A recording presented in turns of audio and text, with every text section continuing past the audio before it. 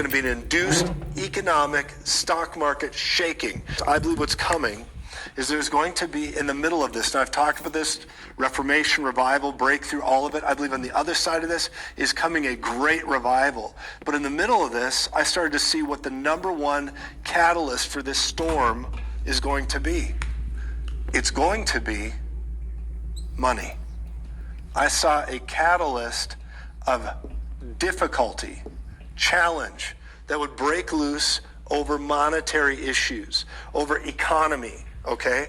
So I'm going to write this here. Okay, let's call it the stock market.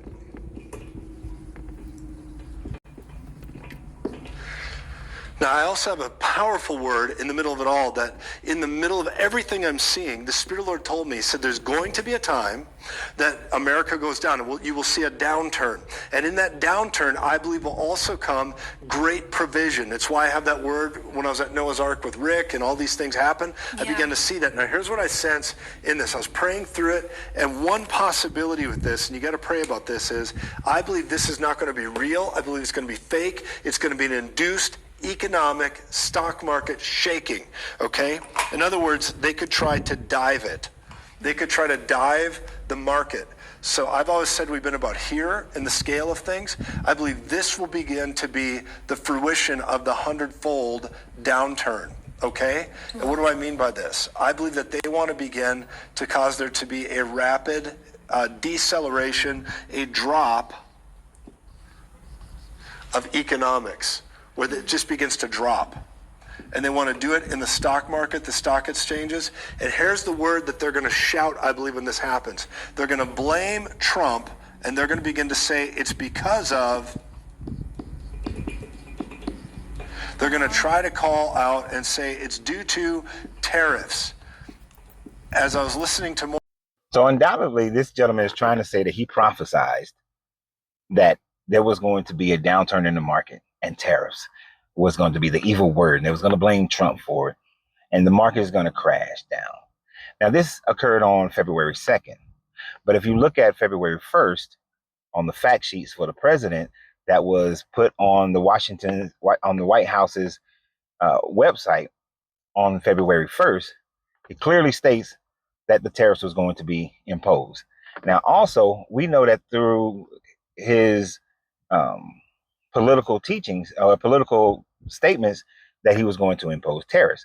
So the falsity of Christianity here is the fact that he is trying to use that and say that it is a prophecy.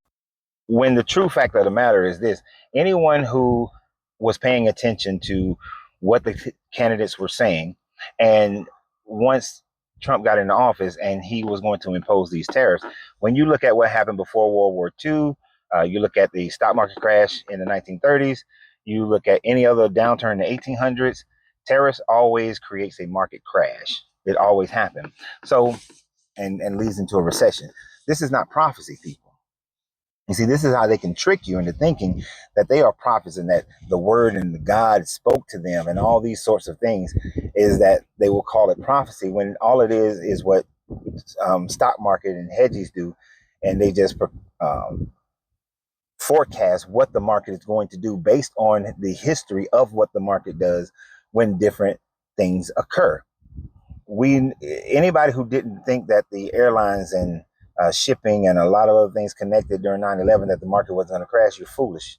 Anybody who was paying attention to all the LIBOR loans and the interest only and statement loans in the 2010 to early 2000s, late 2000s, and into the 2010s, you knew that the market was going to crash in the housing market.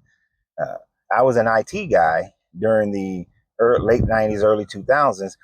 And once I saw how money was going into all these IT companies that didn't have any possibility of being a company that would survive, I knew that there was going to be a tech bubble crash.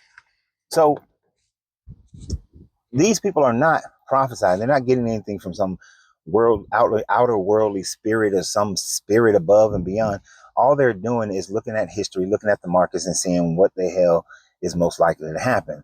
If you were paying attention this week, if you had money in a S&P fund, and like For instance, I'm not giving you financial advice, but if you had money in the Vanguard S&P fund, which is VOO, and you saw that the tariffs were going to be announced, and that fund is based on what the S&P does. If you were smart with your money, all you did was shift to a SQQ. SQQ shorts the S&P.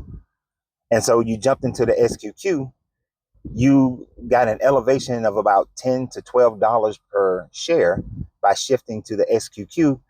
And then once the tariffs are put on hold, you shift your money back to the now lower price of VOO. And now the VOO shot up 10, 12, $15.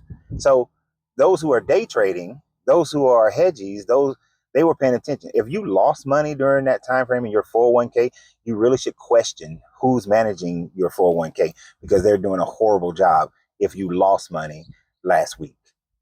So these people aren't doing anything that stockbrokers and hedges do all the time. It's not a prophecy from any God.